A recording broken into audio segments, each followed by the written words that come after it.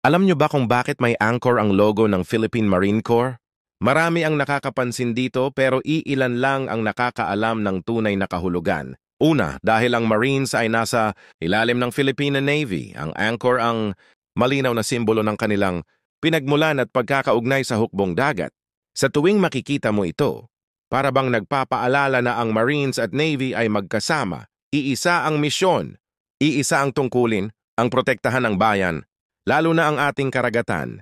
Pangalawa, ito'y kumakatawan sa kanilang amphibious capability, ang kakaibang kakayahan ng Marines na magsimula ng operasyon mula sa dagat, lumunsad sa baybayin at magpatuloy ng laban hanggang sa lupa.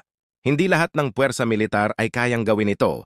Ang anchor ang nagsisilbing tanda ng kanilang papel bilang tulay ng dagat at lupa, isang puwersang handang lumaban saan man tawagin ng tungkulin. Pangatlo, ang anchor ay simbolo ng katatagan, tibay at disiplina. Tulad ng isang anchor na kumakapit sa kailaliman ng dagat para hindi matangay ng malalakas. Naalo ng barko, ganon din ang Marines. Kahit gaano kahirap ang pagsubok, kahit gaano kalakas ang unos, nananatili silang matatag at matibay sa serbisyo para sa bayan. Kaya tuwing makikita mo ang logo ng Philippine Marine Corps, tandaan mo, ang anchor ay hindi lamang disenyo. Isa itong sagisag ng pinagmulan ng kakayahan at ng katatagan ng mga Marines. Ito ang nagpapaalala na sila'y handang lumaban sa lupa man o sa dagat para sa bayan, para sa kapwa Pilipino, at para sa karangalan ng bandila.